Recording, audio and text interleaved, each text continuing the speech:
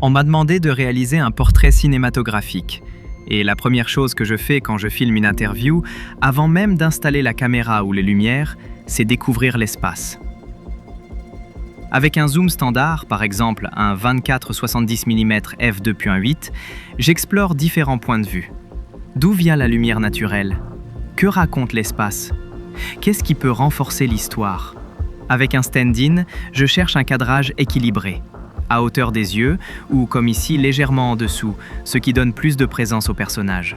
Comme la pièce est assez petite, je choisis un 35 mm fixe avec une ouverture à 1.4. Le sujet se détache alors naturellement de l'arrière-plan. Ma caméra est réglée à l'avance sur quelques valeurs que j'utilise presque toujours. Je filme en log ou en RAW, ce qui me donne plus de latitude en post-production. Pour ce projet, j'utilise le codec RED en R3D. Je travaille aussi avec un angle d'obturation de 180 degrés plutôt qu'une vitesse d'obturation. Je le verrouille pour garder un temps d'exposition équivalent au double de la cadence d'image. Cela produit le mouvement le plus naturel. Dès que j'ai mon cadre de départ, je m'adapte à la lumière existante. Ici, la lumière de la fenêtre à l'arrière-plan. Comme l'ouverture, l'ISO et l'obturateur sont fixes, je ne peux contrôler la lumière ambiante qu'avec un filtre ND variable. Je choisis d'assombrir légèrement la pièce pour faire ressortir davantage le personnage. Pour contrôler le niveau de lumière, j'utilise la waveform intégrée.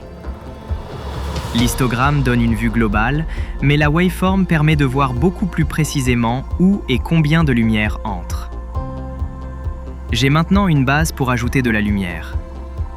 Je commence par la lumière principale. Pour un rendu cinématographique, je ne la place pas frontalement. Une grande softbox adoucit déjà la lumière. Elle éclaire bien le personnage, mais encore trop l'arrière-plan. Avec un grid, je contrôle mieux la direction. Dans le menu rapide de l'écran, j'ai accès aux fonctions essentielles. J'utilise souvent le View Assist pour passer d'une image log à une LUT ou pour activer et désactiver la waveform. Pour que l'éclairage reste naturel, j'essaie toujours de le motiver. Par exemple, en accentuant la fenêtre à l'arrière-plan. Cela crée une meilleure séparation avec le personnage. Pour ajouter du contraste de couleur, j'utilise deux températures différentes entre l'avant-plan et l'arrière-plan. Je garde la lumière principale chaude à 3200 Kelvin et je baisse la balance des blancs dans la caméra, ce qui rend la lumière de la fenêtre plus bleue. Avec quelques accents supplémentaires, je rends aussi l'espace plus lisible, ce qui enrichit l'image. Avec une deuxième caméra, ici la Z6 III, je réalise également un plan plus serré.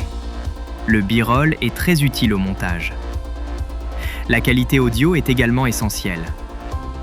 Sur ma caméra ZR, j'utilise le MED10, un micro capable d'enregistrer en stéréo large ou très directionnel. Grâce à la connexion via la griffe, aucun câble ne pend. Et surtout, l'enregistrement se fait en 32 bits float. Cela offre une énorme plage dynamique, même dans les scènes d'action. Même les prises les plus fortes restent exploitables. Mais pour l'interview, je place un micro shotgun le plus près possible, juste hors champ. Je suis maintenant prêt pour l'interview. Je me positionne juste à côté de la caméra pour définir la direction du regard. L'attention se porte entièrement sur l'histoire et la personne filmée. Après l'interview, je peux rapidement reconfigurer. Pour filmer l'action, je tourne en double cadence, 50 images par seconde, ce qui permet de beaux ralentis fluides.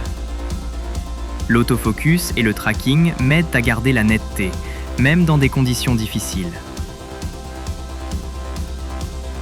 J'aime travailler avec un slider compact. Le mouvement reste dynamique et cinématographique.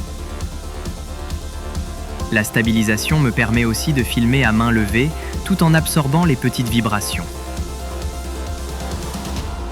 Que je filme ou que je photographie, un portrait ne repose jamais uniquement sur la technique.